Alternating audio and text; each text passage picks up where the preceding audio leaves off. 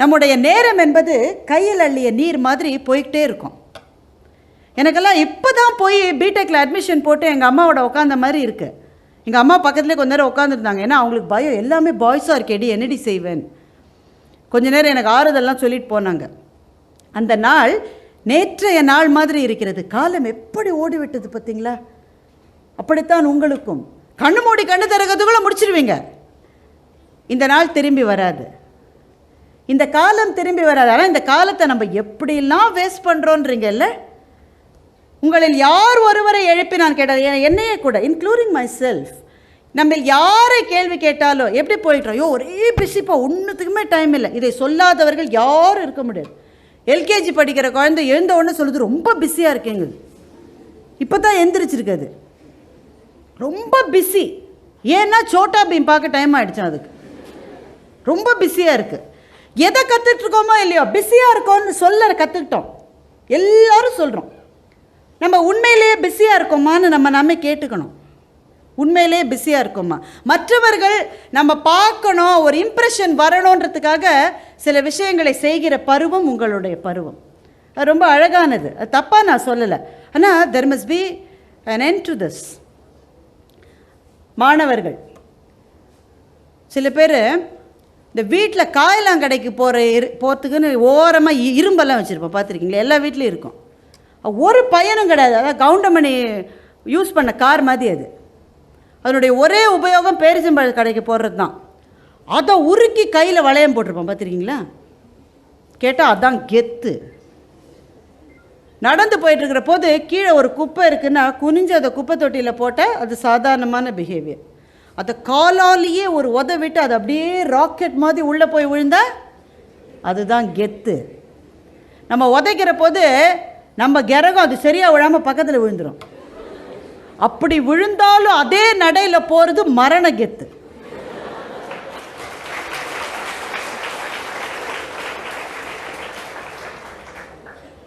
அல்ல, மாணவர்களுக்கு பலவிதமான மயக்கங்கள் வருகிற பருவம் கல்லூரி பருவம். ஃப்ரெண்டு சொல்லுவான், அவள் உன்னை பார்த்து சிரிக்கலடா, எனக்கு ஷுவராக தெரியும். இவன் நம்புவான் அவள் என்னை பார்த்து தான் சிரிச்சான்னு. அவன் ஃப்ரெண்டு நல்லவன், அவன் சொல்லுவான், இல்லைடா அவள் வாட்ச்மேனை பார்த்து கூட நேற்று அதே மாதிரி தான்டா சிரிச்சா.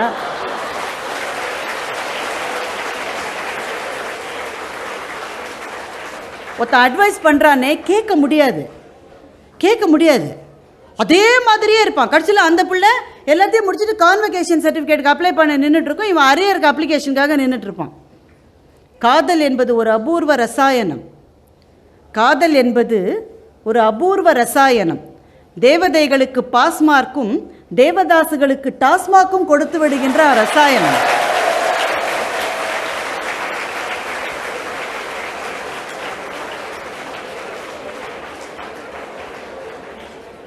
காலம் காலம் காலம், வேற எதுவும் ப்ராப்ளம் இல்லை. காதலிக்கிறதுலாம் பிரச்சனையே கிடையாது எங்களுக்கு. தாராளமாக பண்ணுங்க. அல்ல, எங்களுக்கு தெரியும் என்னென்னா கூடாது அப்படின்னா தான் அது பெருசாகிடும். நாங்கள் சும்மாவே இருந்தால் நீங்களே சண்டை போட்டு பிரிஞ்சிருவீங்க, உடனே பிரேக்கப் ஆயிரும். அது இப்போ அப்பா அம்மாலாம் நல்லா புரிஞ்சு வச்சுக்கிட்டாங்க. அதை காதலிக்கிறாயா, அந்த அப்பா அம்மாலாம் இப்போ கிடையாது. கேட்டால் தான் ஒரே விஸ்வரூபம் எடுக்கும். காதலிக்கிறேன், ஓகே ஷுர் அப்படின்ட்டு அடுத்த நாள் பிரேக்கப் ஆயிரும். அதுவே தானா, சொந்த முயற்சி இல்லையே. அதனால் அதை பற்றிலாம் பிரச்சனை இல்லை. எங்கள் பிரச்சனை என்னன்னா, your time is wasted, the most precious time. ராத்திரி 12 மணிக்கு போர்வைக்குள்ளே SMS கொடுக்குறீங்களே, அடுத்த நாள் கிளாஸை கவனிக்க முடியும் நம்புறீங்க? அதுலேயும் விளங்குற மாதிரி எதுவுமே இருக்கா? அது என்ன மொழின்னே புரியாது. அது சைனீஸா மேண்டரினா, கடைசியில் பார்த்தா இங்கிலீஷா? அது குப்புறானு எனக்கு புரியலையே அந்த இங்கிலீஷு. நானும் சிட்டி பேங்க்கில் 20 வருஷமாக வேலை செய்கிறேன், எனக்கு புரியவே மாட்டேங்குது அந்த இங்கிலீஷு. அப்புறம்டா அப்புறம் 45 நிமிஷம் பேசியிருக்காங்க. ஆனால் ஒரே ஒரு வார்த்தை அப்புறம். விளங்குவீங்களான்னு கேட்கணுமா வேணாமா? நம்ம கேட்கணும். எங்களுக்கு வேற பிரச்சனை இல்லை. ஏன்னா சில பைத்தியக்காரத்தனங்களை இளமையின் போது நாங்களும் செய்திருக்கிறோம். நாங்கள் மட்டும் என்ன பிறக்கிற போதே வயசாக பிறந்தோம், நாங்களும் செஞ்சுருக்கோம். பட் எங்களுக்கு இவ்வளோ தூரம் there were no wide technology channels for us to travel through our idiosyncrasies. எங்களுக்கு இவ்வளோ இல்லை. ஸோ ஓரளவு நாங்கள் பழைச்சிட்டோம். இன்றைக்கி நிறைய இருக்குது உங்களுக்கு. இல்லை டைம் வேஸ்ட் ஆகும், அதான் எனக்கு பயமாக இருக்குது. Time is getting wasted. சில விஷயங்களை இளமையில் தான் கற்றுக்க முடியும், ஒரு வயசுக்கு பிறகு கற்றுக்க முடியாது. தேடி தேடி தேடி தேடி படிக்கிற அந்த வெறி இருக்குது பாருங்கள், அது இளமையில் தான் வரும். இன்றைக்கி நான் பேச்சாளராகவும் எழுத்தாளராகவும் இருக்கிறேன் என்றால் ஒரே ஒரு ஆசீர்வாதம், எங்கள் அம்மா படிக்கிற வழக்கத்தை எனக்கு கொடுத்துட்டு போயிட்டாங்க. எங்கள் அம்மா இன்றைக்கி இல்லை, ஆனால் அவங்க கொடுத்துட்டு போன வழக்கம் போகாது, அது ஊறிடுச்சு, ரத்தத்தில் ஊறிடுச்சு. Every day I have to read something. It may be a very stressful day at office. வீட்டில் ஏகப்பட்ட வேலைகள் இருந்திருக்கும், இந்த மாதிரி மேடைகளில் வந்து பேசிட்டு தொண்டை வலியோட வீட்டுக்கு போன சுச்சுவேஷன் இருக்கும். எதுவாக இருந்தாலும் படிக்காமல் இருக்க முடியாது, அது பிராண்டும். காலையிலேருந்து பல் தேய்க்கலைன்னா ஒரு மாதிரி இருக்கும்ல, அந்த மாதிரி இருக்கும் எனக்கு படிக்கலைன்னா. அது என்னுடைய கிரெடிட் இல்லை, எங்கள் அம்மா எனக்கு கொடுத்தது. அதுதான் it gives you verbal wealth. பேசுவதற்கான வார்த்தைகளை படிக்கிற பழக்கம் தான் கொடுக்கும். நீங்கள் எல்லாருமே படிக்கணும்னு சொல்ல, ஒவ்வொருத்தருக்கும் ஒவ்வொரு பேஷன் இருக்குது. முதல்ல உங்களுடைய பேஷன் என்னன்றதுக்கான அடையாளத்தை நீங்கள் தெரிஞ்சுக்கவே டைம் வேணும்.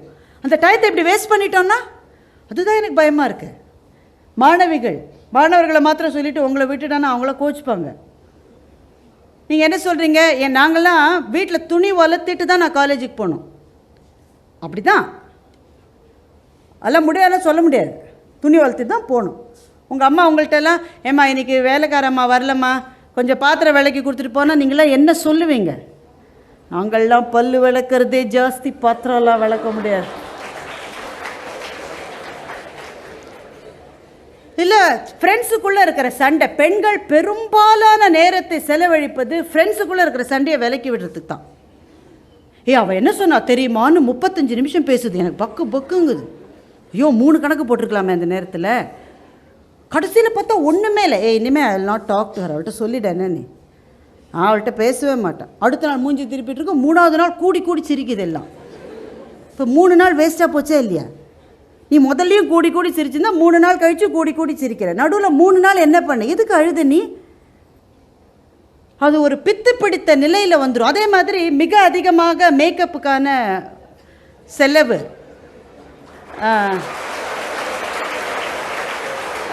உங்களெல்லாம் பார்த்தா அப்படி தெரியல, நல்ல பிள்ளைகள் நீங்கள். பொதுவாக சொல்கிறேன், அது அந்த ஒரு இது வந்துடுது. ஏன்னா விளம்பரங்கள் தான் அதற்கு காரணம், விளம்பரங்கள் தான் காரணம். ஏதோ ஒரு க்ரீம் ஒன்று பூசுது, உடனே ஏர் ஹோஸ்டஸ் ஆகிடுது. 7 நாள் பூசினோட செல்ஃப் கான்ஃபிடென்ஸ் வருதான். அது எப்படிம்மா செல்ஃப் கான்ஃபிடென்ஸ் க்ரீம் டப்பால் அடைச்சி விற்கிறாங்க? இவ்வளவு மலிவா செல்ஃப் கான்ஃபிடென்ஸ்? எனக்கு தெரிஞ்ச 50 புட்டி முன்னாடியே வாங்கியிருப்பேன்னா. க்ரீமை போட்ட உடனே செல்ஃப் கான்ஃபிடென்ஸ் எப்படி வரும்? தோற்றத்தை பொறுத்ததா உங்களுடைய தன்னம்பிக்கை? அவ்வளவு பலவீனமானதா உங்கள் தன்னம்பிக்கை? இப்போது நீங்கள் எல்லாரும் பார்க்க வேண்டிய ஒரு விஷயம், இன்றைக்கி வீட்டுக்கு போன உடனே டேக் யுவர் மொபைல் ஃபோன்ஸ், உங்கள் ஆண்ட்ராய்ட் ஃபோனோ இல்லை லேப்டாப் ஏதாவது ஒன்றுத்தில் போய் பாருங்கள். ஆசிட் அட்டாக் அப்படின்ற கூகுள் சர்ச்சு பண்ணுங்கள். கிட்டத்தட்ட 12 பெண்கள் ஆசிட் அட்டாக்கினால் முகமும் தோற்றமும் உடலும் சிதைந்து போன 12 பெண்கள் மாடலிங் பண்ணி ஒரு வீடியோ கிளிப்பிங் அதில் இருக்குது. நீங்கள் பெண்கள் ஒருவேளை பார்க்காவிட்டாலும் இங்கே இருக்கிற ஆண்கள் கட்டாயமாக அதை பார்க்க வேண்டும். Please spend 5 minutes for it today. நீங்கள் எல்லாரும் அதை பார்க்கணும். நாங்கள் இதை போயுமா பார்க்கணும், நாங்கள் பார்க்குறதுக்கு என்னென்ன மாதிரிலாம் இருக்குது அப்படின்னு கேட்கக்கூடியவர்கள் அல்ல நீங்கள். சமூக பொறுப்பு மிக்க இளைஞர்கள் நீங்கள் என்பதால் உங்கள் முன்னால் நின்று இதை நான் பேசிக்கொண்டிருக்கிறேன். இதை நிச்சயமாக நீங்கள் பார்க்க வேண்டும். செல்ஃப் கான்ஃபிடென்ஸ்னால் என்னன்னு உங்களுக்கு தெரியணும்னா அதை நீங்கள் பார்க்கணும். முகம் சிதைக்கப்படுவது என்பது எவ்வளவு குரூரமானது உங்களுக்கு தெரியுமா? ஒரு 6 மாதம் முன்னாடி என் கையில் எண்ணெய் கொட்டிடுச்சு சமைக்கிற போது. இது ஒரு சின்ன காயம்தான், இது சரியாகாது, இது இதே மாதிரி தான் இருக்கும் நான் உயிரோடு இருக்கிற மட்டும். ஆனால் இதை பார்த்து நான் 2 நாள் அழுதேன். இந்த காயத்தை பார்த்து நான் 2 நாள் அழுதேன். ஐயோ என் கை இப்படி ஆயிடுச்சு, ஐயோ என் கை இப்படி ஆயிடுச்சு. இந்த ஆல்பத்தை பார்க்குற மட்டும் நானும் அப்படி தான் இருந்தேன். அதை பார்த்த உடனே ஒரு பரவசம், கோயிலுக்கு போகிற போது ஏற்படுகிற பரவசம் சிதைந்து போன அந்த பெண்களின் முகத்தை பார்த்த போது எனக்கு ஏற்பட்டது. எந்தெந்த காரணங்களுக்காகவோ முகம் சிதைக்கப்பட்டவர்கள். ஒரு பெண்ணு 15 வயசு பெண்ணு, 15 வயசாக இருக்கிற போது ரொம்ப அபூர்வமாக அழகாக இருப்பாளாம். அவளுக்கு அம்மா கிடையாது, சித்தி தான். இந்த பொண்ணு கல்யாணத்துக்கு வரதட்சணை கொடுத்த மாளாதுன்ற கடுப்பில் டாய்லெட் க்ளீன் பண்ணி வச்சுருக்கிற ஆசிட் அந்த பொண்ணு முகத்தில் கொட்டிட்டாங்க அவங்க சித்தி. இன்னொரு பொண்ணு உங்களுக்கு வழக்கமாக தெரிஞ்ச கதை தான். ஒரு பையன் திரும்ப திரும்ப வந்து ப்ரப்போஸ் பண்ணுறான். அவள் முடியாதுன்னு சொல்கிறா. நீ யாருடி எனக்கு நோன்னு சொல்கிறதுக்குன்னு அவன் முகத்தில் ஆசிட் கொட்டியிருக்கான். காரைக்கால் வினோதினிக்கு நடந்தது. காரைக்கால் வினோதினி இப்போ உயிரோடு இல்லை. ஆனால் அவளை மாதிரி 12 பெண்கள். சண்டிகரில் லக்ஷ்மின்னு ஒரு பொண்ணு, அவளுடைய அண்ணனுடைய ஃப்ரெண்டே வந்து அந்த பெண்ணை பலவந்தப்படுத்த ட்ரை பண்ணியிருக்கான். அவள் வந்து அவனை வீட்டை விட்டு அடித்து விரட்டியிருக்கான். அதுக்கப்புறம் 4 நாள் கழித்து அவள் தெருவில் நடந்து போகிற போது அவள் முகத்தில் அவன் ஆசிட் கொட்டிட்டான். அந்த Lakshmi is one of the models and you must watch this video. ஏன்னா அந்த லக்ஷ்மி தான் 6 மாதத்துக்கு முன்னாடி மிஷேல் ஒபாமா கையால் வீரப்பெண் என்கின்ற பட்டத்தை வாங்கின லக்ஷ்மி.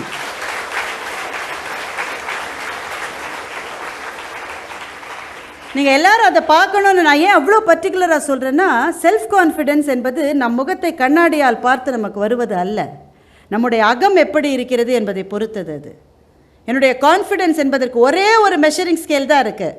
நான் எவ்வளோ புத்திசாலி என்பது தான். நான் எவ்வளோ புத்திசாலியோ அந்த அளவு எனக்கு கான்ஃபிடென்ஸ் இருக்கும். நான் புத்திசாலி என்பது எனக்கு தெரிய தெரிய என்னுடைய கான்ஃபிடென்ஸ் லெவல் ஜாஸ்தி ஆகும். உங்களில் பல பேருக்கு நிறைய வருத்தங்கள் இருக்கலாம். நான் மட்டும் இன்னும் ஒரு 2 இன்ச்சு ஒசரமாக இருந்திருக்கக்கூடாது,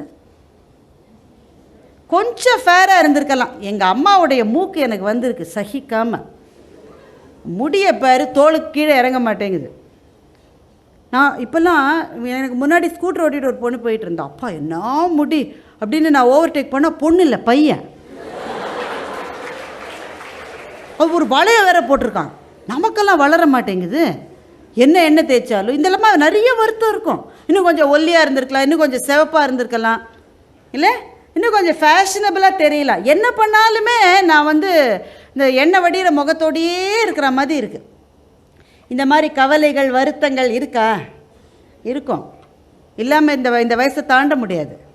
ஆண்களுக்கும் இருக்கலாம், பெண்களுக்கும் இருக்கலாம், எல்லாருக்கும் இருக்கும். ஆனால் ஒரு கட்டத்தில் அதை தூக்கி போட்டு மிதிச்சுட்டு போகணும். இதுதான், இவ்வளோதான் நம்ம கொடுத்துருக்கிறது.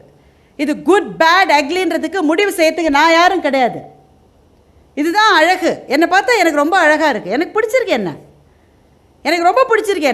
ஏன்னா போன செமஸ்டரில் அரியர் வைக்கிற நிலைமையில் இருந்தேன். இந்த செமஸ்டரில் எப்படியோ பாடுபட்டு அந்த அரியரையும் கிளியர் பண்ணி இந்த செமஸ்டர்லேயும் அரியர்ஸ் எல்லாம் வந்துட்டேன் பாரு. என்னை பார்த்தா எனக்கே ரொம்ப பிடிச்சிருக்கு. நான் ப்ரொஃபஸர் சொன்ன அந்த ஏதோ ஒரு கிளாஸில் ஏதோ ரெஃபரன்ஸ் சொல்கிறாரு, போகிற போக்கில் சொல்லுவாங்க, இந்த ஆர்டிக்கிளை நீங்கள் படிங்க, இந்த புத்தகத்தை நீங்கள் படிங்க. அதெல்லாம் யார் வேலை இல்லை மச்சான். ஸ்கூல் காலேஜுக்கு வந்துட்டு போகிறதுக்குள்ளேயே நமக்கு வேலை சரியாக போச்சு. அதை படி இதை படி, நீ இவரோட ரோதனை தாங்கலடா, அப்படி தான் சொல்லுவோம். லெக்சரர்ஸ்னால் அப்படி தான் சொல்லணும்.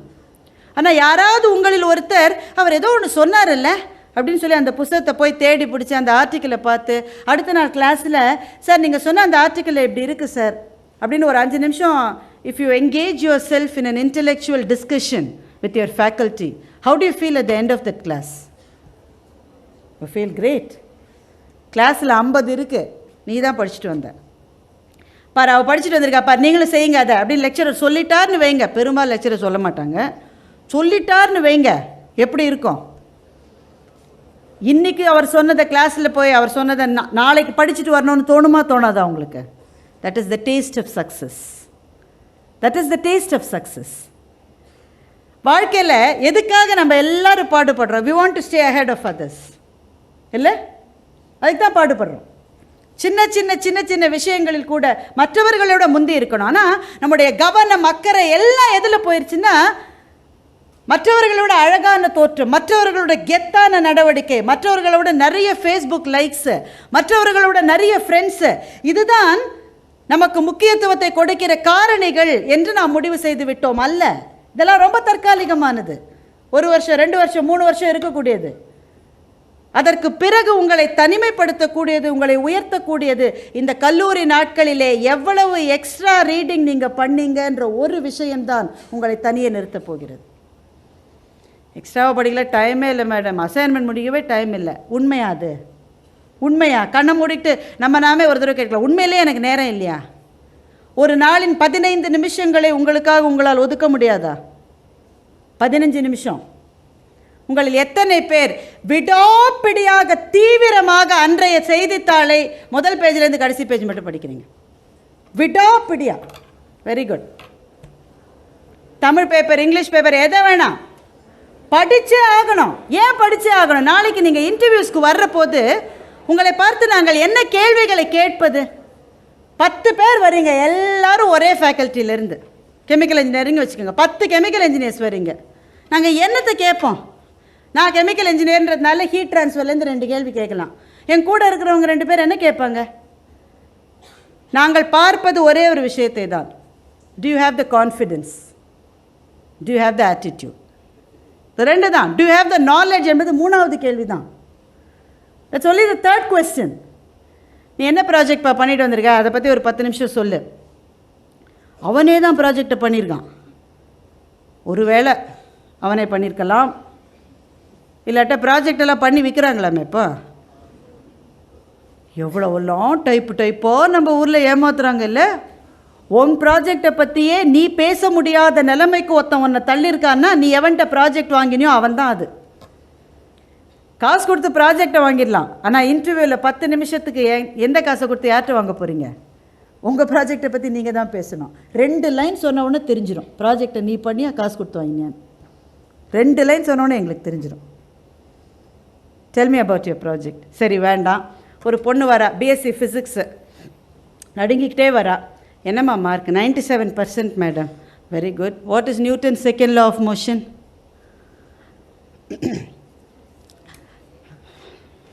ஐ know madam. I know you know. ஏன்னா நியூட்டன் செகண்ட் லா எப்போ படித்தோம்? 7ஆம் கிளாஸில் படித்தோம். You know. So just relax, tell me. சொல்கிறேன் madam.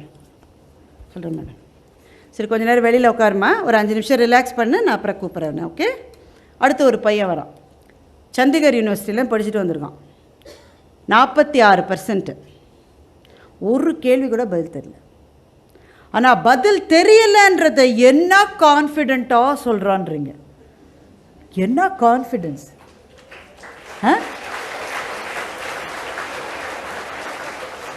But I would like to know from you ma'am அப்படின்னு என்னை கேள்வி கேட்குறான். நான் பதில் சொல்லிக்கிட்டே இருக்கேன். அப்புறம் தான் நான் கேட்டு இல்லை இவன் சொல்லணும், இவன் கேட்டு நான் சொல்லிகிட்டு இருக்கேன்னு. ஆனால் என்னுடைய அன்பான தோழர்களே, தோழிகளே, understand this. Life is not fair.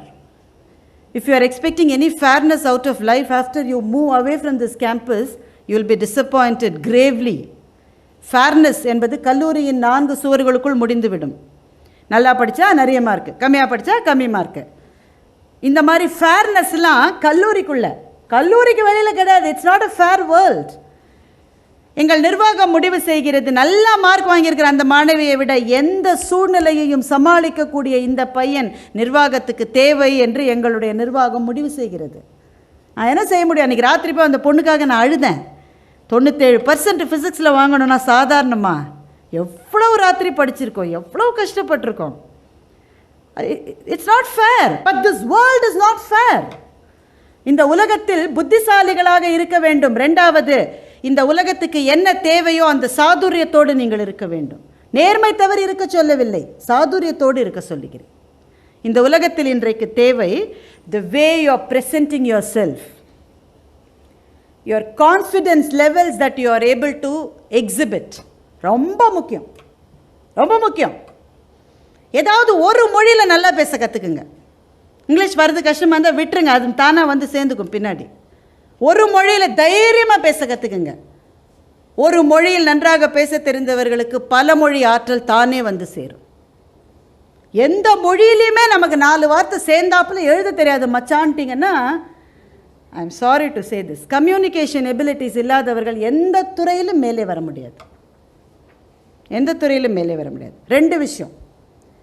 உங்களுடைய பாடம் படிப்பதில் நீங்கள் வாங்குகிற மார்க், அது எவ்வளோ முக்கியன்றதை பற்றி இங்கே 30 லெக்சர்ஸ் நடக்க போகுது. இன்னும் 28 லெக்சர்ஸ் நடக்க போகுது. உங்கள் லெக்சரர்ஸ் சொல்கிறாங்க. அதை ரிப்பீட் பண்ணுறதுக்காக நான் இங்கே வரல. That's extremely important. அரியர்ஸ் வச்சுட்ருக்கிற ஆளுக்கு எங்கே வேலை கிடைக்கும்னு நினைக்கிறீங்க?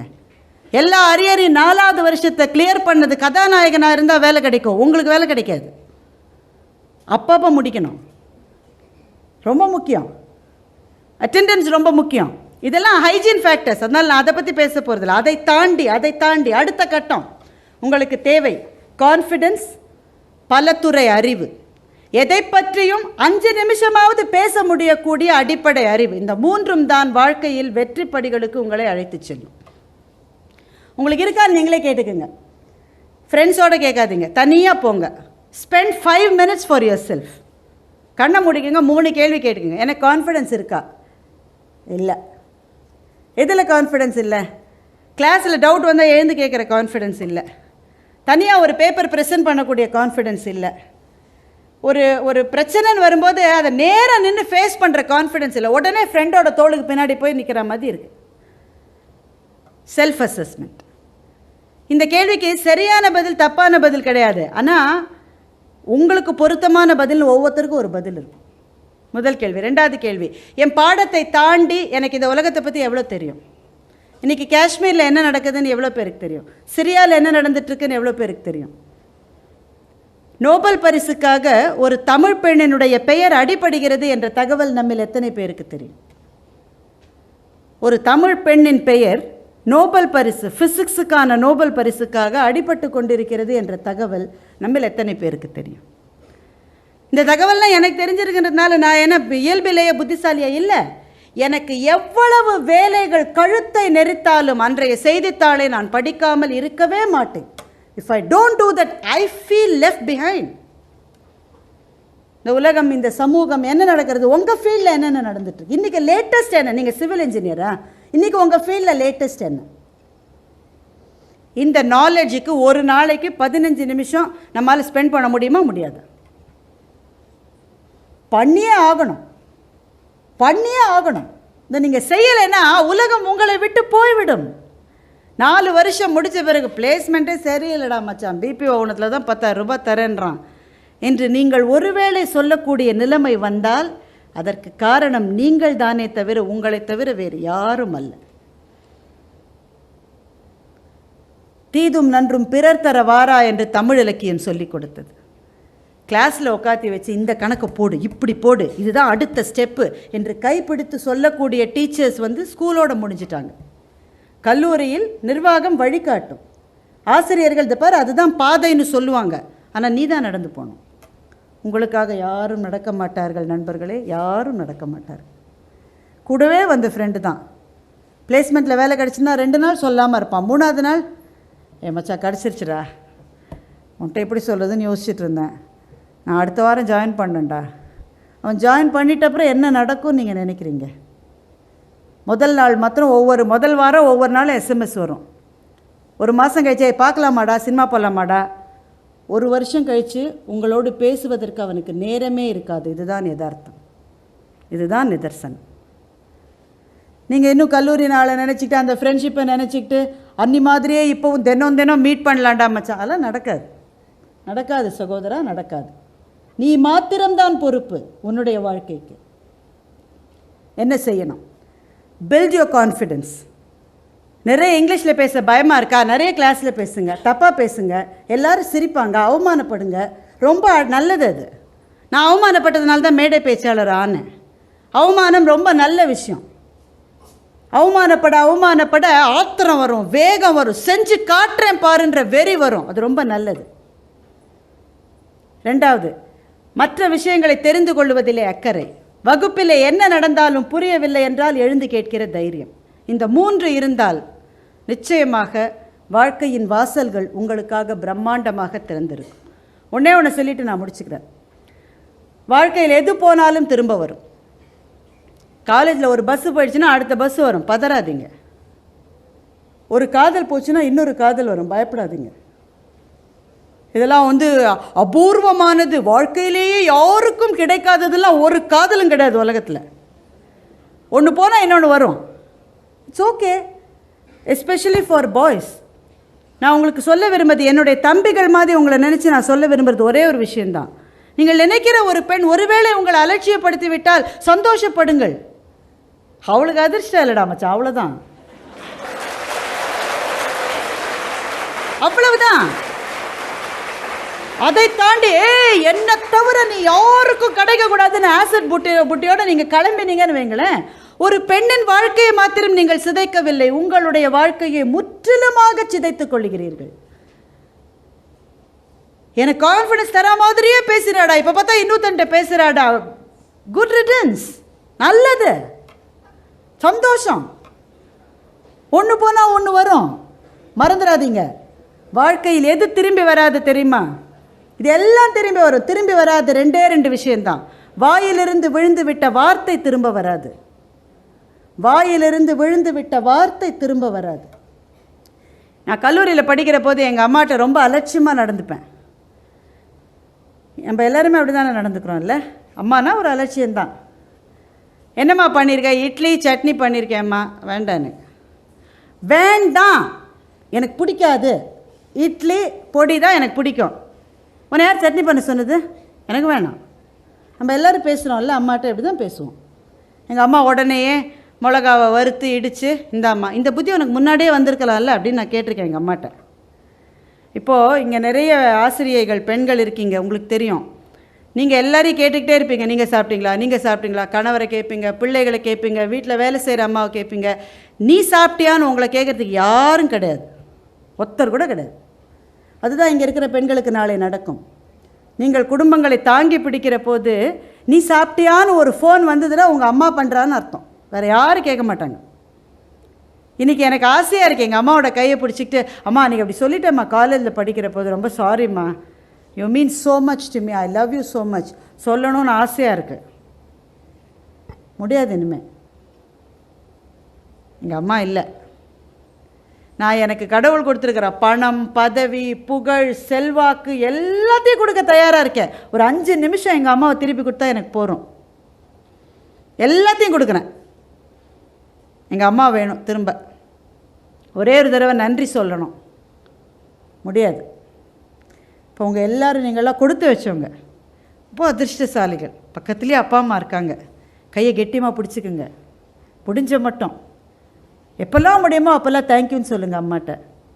லூஸ் மாதிரி பேசாதானே தான் அம்மா சொல்லணும், அப்படி தான் அதுக்கு பேச வரும். இருந்தாலும் அம்மாட்ட சொல்லுங்கள், கட்டி பிடிச்சிக்குங்க. அப்பாவோட பேசுறதுக்கு, அதுவும் ஆண்களுக்கு ரொம்ப தயக்கம். வீட்டில் இருக்கிற ஒரே வில்லன் யாருன்னா அப்பா தான். ஒரே வில்லன் அந்த ஆள் தான். ஆனால் உங்கள்கிட்ட முறப்பாகவே நிற்கிற ஆள் ராத்திரியில் படுத்தோன்னே இது எப்படி ஆக போகுதுன்னு உங்களை பற்றி கவலைப்பட்டு கண்ணீர் வடிக்கிற ஒரே உயிரும் அவர் தான்.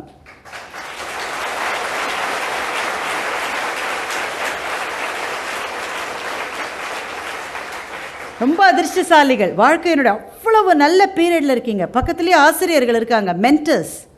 You want have mentors when you get into organisations.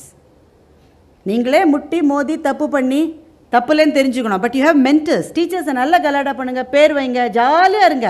ஆனால் ஒன்று நின்று வச்சுக்கோங்க, நாளைக்கு உங்களுக்கு பிளேஸ்மெண்ட் வந்துச்சுன்னா பக்கத்து வீட்டுக்காரனுக்கு ஹார்ட் அட்டாக்கே வந்துடும். சொந்த குடும்பத்தில் இருக்கிற உறவினர்களால் தாங்கவே முடியாது. சில சமயங்களில் உங்கள் அண்ணாவுக்கே உங்கள் மேலே பொறாமல் வரும். இந்த நாய்க்கா கிடச்சிருக்கு, அது கணக்கே வராது. உங்கள் சகோதரன் தான், ஆனால் அவனுக்கே பொறாமல் இருக்கும். ஆனால் என் பிள்ளைக்கு 40,000 ரூபாய் சம்பளத்தில் வேலை கிடைச்சிதுன்னு பொறாமைப்படவே தெரியாத ஒரே ஜாதி உலகத்தில் உண்டென்றால் ஆசிரியர்கள் என்கின்ற ஒரு ஜாதி தான்.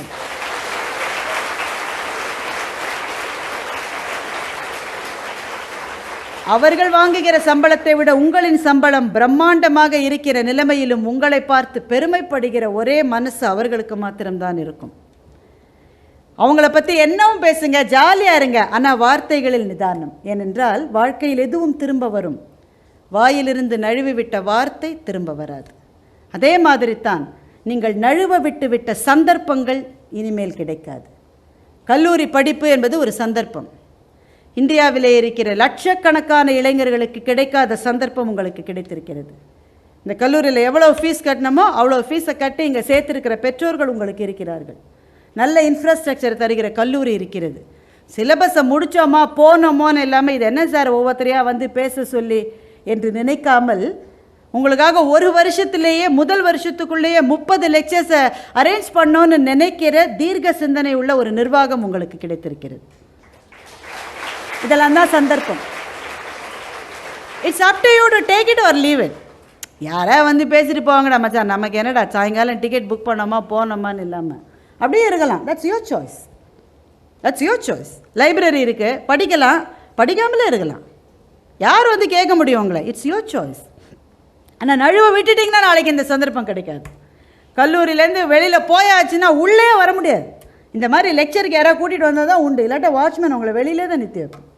It will not be your place after 4 years. இருக்கிற 4 வருஷத்தில் make the best use of it. நீங்கள் வாழ்க்கையில் எந்த நிலையிலும் இருக்கலாம். அரியர்ஸ் வச்சுருக்கலாம், சுமாராக படிக்கலாம், சூப்பராக படிக்கலாம். எந்த நிலையில் இருக்கீங்கன்னு செல்ஃப் அசஸ்மெண்ட் பண்ணிக்கோங்க. நீங்கள் உட்கார்ந்து கொண்டிருந்தால் எழுந்து நில்லுங்கள். நின்று கொண்டிருந்தால் இது நடப்பதற்கான தருணம். ஏற்கனவே நடந்து கொண்டிருந்தால் ஓடுங்கள், இனிமேல் நேரமில்லை. ஓடிக்கொண்டிருந்தால் பறந்து செல்லுங்கள், வானமே உங்களுடையது. நன்றி, வணக்கம்.